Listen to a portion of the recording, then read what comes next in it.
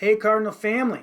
It's a little bit late in the day on Friday when I'm recording this, so hang in there. This is my second try recording this because I'm just not talking correctly today. Anyway, two things. I wanted to share something interesting and cool, and I just think it's good practice that I saw in middle school classrooms this week. And then I wanted to tell you about how it reminded me of a scene in a movie where they get education all wrong, like Hollywood often does, and then bring it back to us doing it right. Anyway, so what I saw in some middle school classrooms as I was hanging out with Brent and Perla, numerous teachers there on their board would have learning goal posted. Right underneath that, to do posted. Right underneath that, homework posted. And I love that setup. It's here's what we're going to learn, here's what we're going to do to learn it, and then here's how we're going to practice it. And it reminded me that it was the opposite of a movie I used to love when I was a kid, which was Karate Kid, like the old school one, not the new one that had Jackie Chan and Will Smith's kid in it. I never saw that. Not any of the sequels, but the original. So if you have not seen the OG Karate Kid, there's a really famous scene that is just cinematically great and a great plot device, but is garbage when it comes to teaching. So, the Karate Kid is trying to learn karate, and the elderly gentleman that's going to teach him karate has him doing all these other tasks like waxing his cars and painting his fence. And he's very particular about how he has it done with wax on, wax off, and paint the fence, And the kid is Daniel. He's just getting frustrated with all of this work that he's having to do and how it doesn't have anything to do with karate. And then there's this scene where all of a sudden Mr. Miyagi shows him how what he has been doing has led him to learn karate. And he's telling him to wax on and wax off and paint the fence.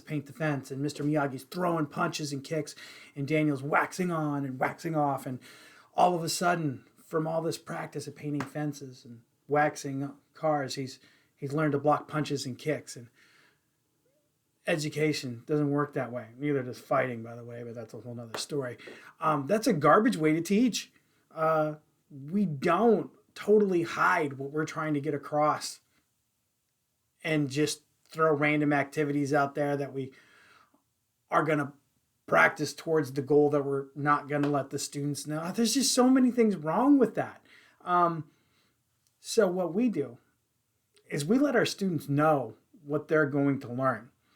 And then we tell them what we're going to do that's going to help them learn it. And then we're going to let them know what the practice is so that they continue to work towards mastery and proficiency. That is our learning target. That is our to-do list. That is our homework. So just one more thing that I thought was super cool is there were numerous classrooms I was in where I'd have learning target to do and then homework, and the homework would be blank. I love having the homework blank, and I love when we think about why the homework's blank and we talk about that with our students.